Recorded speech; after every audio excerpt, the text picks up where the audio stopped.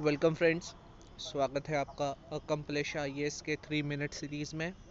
आज हम बात करने वाले हैं एक इंटरनेशनल ऑर्गेनाइजेशन AIIB या फिर एशियन इंफ्रास्ट्रक्चर इन्वेस्टमेंट बैंक।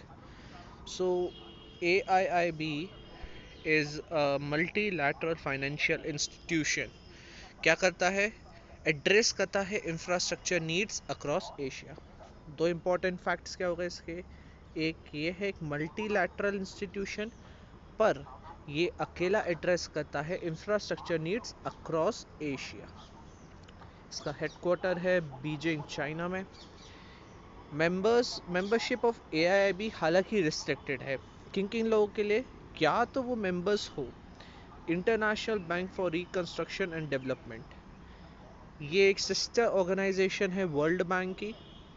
आपको बताना है कि और कौन कौन सी ऑर्गेनाइजेशंस है जो कि सिस्टर ऑर्गेनाइजेशंस है वर्ल्ड बैंक की। या फिर members of Asian development bank. इन दोनों में से किसी भी ऑर्गेनाइजेशन का मेंबर ज्वाइन कर सकता है AIIB।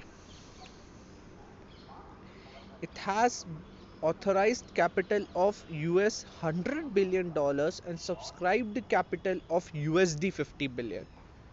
100 बिलियन में से 50 बिलियन एज अ लोन हम लोग या तो ये बैंक किसी मेंबर कंट्री या फिर नॉन सोवन वे में किसी प्राइवेट मेंबर को दे चुका है। The rate at which it provides the loans is LIBOR plus 1.15%। Repayment period 25 साल है with 5 years as grace period. So हमें अगर याद हो तो हमारे इंडिया में एक सरफेसी एक्ट आया था 2002 में।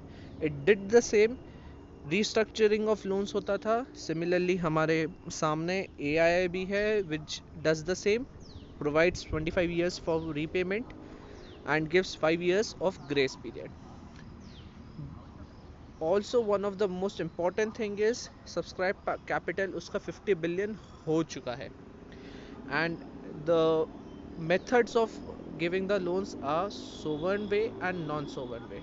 sovereign मतलब हम ये किसी अपनी मेंबर कंट्री को ही लोन दे दें, फॉर एग्जांपल इंडिया, या फिर नॉन सोवन वे में किसी को loan they, that is India की मान लीजिए कोई सी PSU है फॉर एग्जांपल ऑयल। तो अगर ये ऑयल को फाइनेंस करता है एक loan, it would be through non sovereign way. Non sovereign way basically is nothing but telling कि भाई गारंटी एसोसिएटेड नहीं है मेंबर की।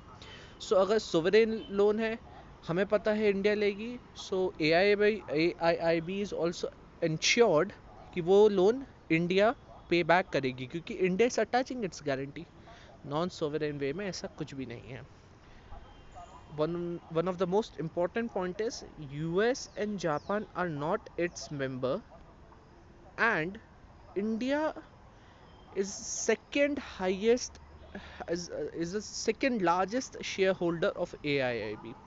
हालांकि while China is the largest, China का वोटिंग शेयर है 26% while इंडिया का परसेंटेज है 7.5। so there is a huge gap between first and second place, but remember India is the second largest shareholder of AIIB। अभी recently AIIB ने हमें 750 million loan दिया है Covid के चलते। Before that also we had got about 500 million USD loan. So about total हम बात करें तो इंडिया अभी तक $3 बिलियन लोन ले चुका है AIIB से। मूविंग फॉरवर्ड, इस स्लाइड में जैसा कि बताया गया है, sovereign backed financing, loan to a member और loan guaranteed by a member. So अगर मान लीजिए PSU है हमारी ऑयल, तो अगर ऑयल लोन लेती है AIIB से बट इंडिया गारंटी इसकी भाई हम इस ये जो लोन आप दे रहे हैं इसको रीपे करेंगे ही करेंगे, then it is a sovereign loan. while the financing which is not backed by a guarantee आपका नॉन सोवरेन बैक्ड फाइनेंसिंग है। So with about 3 billion plus. We have about 3 billion plus loans from AIIB. Recently एक 750 million loan sovereign financing के under AIIB ने India को दिया है. This shows importance of being a member of a multilateral organization as well as having a say in it. Okay, moving forward, हमारे सामने है question जो कि हमारे प्रीवियस लेक्चर के ऊपर है. So in the last lecture we did discuss about International Seabed Authority. So we know that ISA was established under law of sea. आपको ये बताना है कि लॉ ऑफ सी कब फोर्स में आया था. Options are 1982, 1994, 1972, 2015. 2015 में तो आपका पेरिस क्लाइमेट एग्रीमेंट था. 1972 में हमने UNEP का इस्टेब्लिशमेंट देखा. अब 82 और 94 बचते हैं. 82 में ये लॉ फाइनलाइज हुआ था, बट इम्प्लीमेंटेशन या फोर्स में आने का ईयर उसका है 1994. तो आज के लेक्चर में बस इतना ही.